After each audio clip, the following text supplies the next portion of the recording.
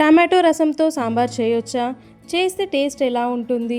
అలాగే ఈ సాంబార్కి side డిష్గా fry ఏది తీసుకుంటే బాగుంటుంది అనేది ఈ వీడియోలో చూద్దాము. నేనైతే టమాటో రసంతో మునక్కాయ సాంబార్ అలాగే సైడ్ డిష్కి అరటికాయ ఫ్రై చేస్తున్నాను. ఎలా చేయాలో చూపిస్తాను. నమస్తే అండి, వెల్కమ్ టు మై ఛానల్. నేను మీ రోజా.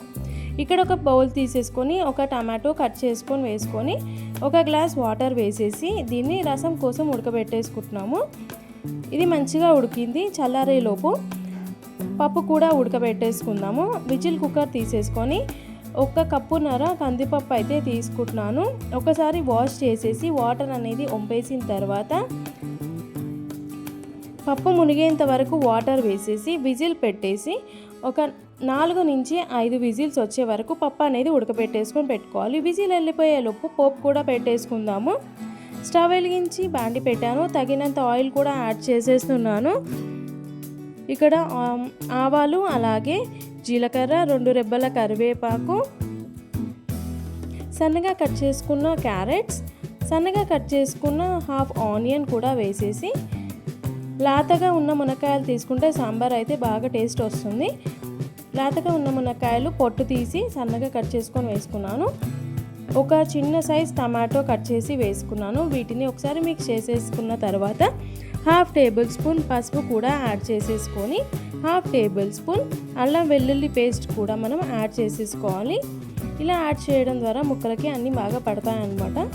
అలాగే ఒకసారి మిక్స్ చేసేసి దీంట్లో తగినంత కారం అలాగే తగినంత ఉప్పు అనేది యాడ్ చేస్తే ఉప్పు కారం అనేది మునక్కాయలకు చక్కగా పట్టి తొందరగా ఉడుకుతాయన్నమాట. అందుకోసం నేను ఇక్కడనే యాడ్ చేసేసుకుంటున్నాను. వీటిని ఒకసారి మిక్స్ చేసేసుకున్నాము.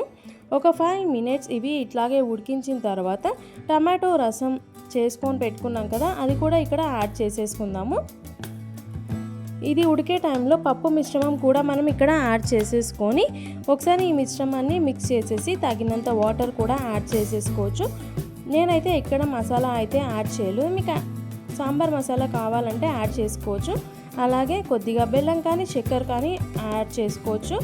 కొద్దిగా పుదీనా అలాగే కొత్తిమీర కూడా వేసేసుకొని దీన్ని మంచిగా మరిగించుకోవాలన్నమాట.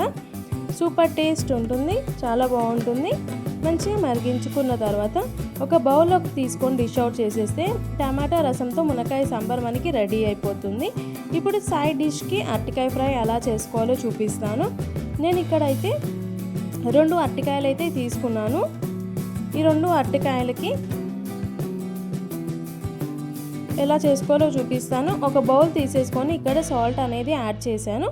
మనం బనానాకి పీల్ తీసిన తర్వాత హ్యాండ్స్కి ఆయిల్ అనేది రాసుకొని అరటికాయలకు కూడా కొద్దిగా రాసేసి వీటిని సన్నగా కట్ చేసుకోవాలన్నమాట. ఉప్పు వాటర్లో వేస్తే అరటికాయలు నల్ల కాకుండా ఉంటాయి. అలాగే దురద అట్లాంటివి రాకుండా ఉండడానికి హ్యాండ్స్కి అయితే ఆయిల్ అనేది అప్లై చేసుకున్నాను. సన్నగా చిప్స్ మాదిరిగా ఇవి కట్ చేసుకోవాలన్నమాట. ఇలా కట్ చేసుకుంటే మనకి మంచిగా చిప్స్ లాగా ఉంటాయి. అలాగే సైడ్ డిష్గా కూడా తీసుకోవచ్చు. ఇలా ఒక్కొక్కటిగా మనము బౌల్లో వేసేసుకోవాలన్నమాట.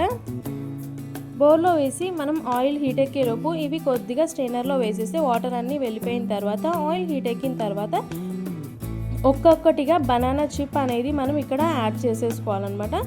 అన్నీ ఒక్కసారి వేస్తే ముద్ద ముద్దగా వస్తాయి కాబట్టి ఒక్కొక్కటిగా యాడ్ చేసేసుకోవాలి. ఆయిల్ మాత్రం హీట్ ఉండాలి. మీడియం ఫ్లేమ్లో పెట్టుకొని ఈ చిప్స్ని మనం రెడీ చేసేసుకోవాలన్నమాట. సైడ్ డిష్కి అయితే చాలా బాగుంటుంది. పిల్లలు అయితే ఉట్టి కూర్చున్నప్పుడు స్నాక్స్లా కూడా తినేస్తారు. చూస్తున్నారు కదా, గోల్డెన్ బ్రౌన్ కలర్ వస్తుంది. అలాగే ఒకసారి వీటిని మరలేసుకుందాము.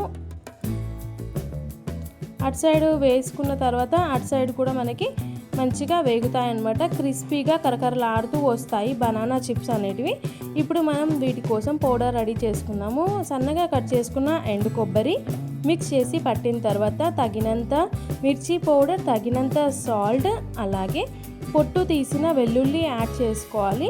ఒకసారి మిక్సీ పట్టేసి పౌడర్ రెడీ చేసుకొని పెట్టేసుకోవాలి. అంతలోపు మనకి అరటికాయ బనానా ఫ్రై చేసుకున్నాం కదా, ఇవి ఒక బౌల్లోకి తీసేసుకున్నాము.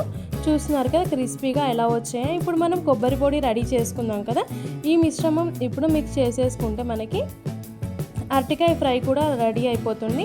ఈవినింగ్ స్నాక్స్లా తినాలి అనుకునే వాళ్ళు లైట్గా ఉప్పు కారం వేసేసుకొని తీసుకుంటే చాలా బాగుంటుందన్నమాట. చూస్తున్నారు కదా, ఎంతో టేస్టీ అయిన రుచికరమైన అరటికాయ ఫ్రై కూడా రెడీ అయిపోయింది. డిష్ అవుట్ చేసేసుకొని కరివేపాకుతో గార్నిష్ చేసి అలాగే సాంబార్ అరటికాయ ఫ్రై ఎలా ఉందో కామెంట్ బాక్స్లో చెప్పండి. Thank you all.